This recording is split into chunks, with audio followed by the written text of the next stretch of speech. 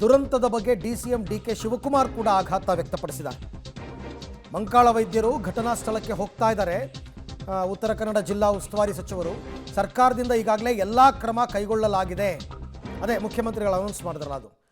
So ಆ ವಿಚಾರಕ್ಕೆ ಸಂಬಂಧಪಟ್ಟಂತೆ ಉಪಮುಖ್ಯಮಂತ್ರಿಗಳು ಕೂಡ ಮಾತಾಡಿದ್ದಾರೆ. ಈಗ ತಾನೇ ನಮ್ಮ ವೈದ್ಯರವರು ಬಂದು ಮನೇಲಿ ಹೇಳಿದ್ರು. ನಾನು ಈಗ ಇಮ್ಮಿಡಿಯೇಟಾಗಿ ಅವರು ಹೊಡ್ತಾ ಇದ್ದಾರೆ ವೈದ್ಯರವರು. ಇಲ್ಲಿಗೆ ಬಂದ್ಬಿಟ್ಟು ಒಂದು 5 ನಿಮಿಷ ಇದ್ದು ಹೊರಡಿ ಅಂತ ಹೇಳಿದ್ದೀನಿ. ಭಾಳ ಲೇಟ್ ಆಗ್ತದೆ. ಅದಕ್ಕೇನು ಕ್ರಮ ಮಾಡಬೇಕು ಸರ್ಕಾರದ ವತಿಯಿಂದ ನಾವು ಮಾಡ್ತೇವೆ. ಸರ್, ಇನ್ನೊಂದಷ್ಟು ಜನ ನಾಪತ್ತೆ ಆಗಿದ್ದಾರೆ ಅಂತ ಸರ್, ಹುಡುಕಾಟ ಹೇಗೆ ಅಂತ? ಹೌದು, ಅದಕ್ಕೆ ಈಗಾಗಲೇ ನಮ್ಮ ಡಿಸ್ಟ್ರಿಕ್ಟ್ ಮಿನಿಸ್ಟ್ರು ಮತ್ತು ಡಿಸ್ಟ್ರಿಕ್ಟ್ ಅಡ್ಮಿನಿಸ್ಟ್ರೇಷನು ಅದಕ್ಕೆಲ್ಲ ಕ್ರಮ ಕೈಗೊಂಡಿದೆ.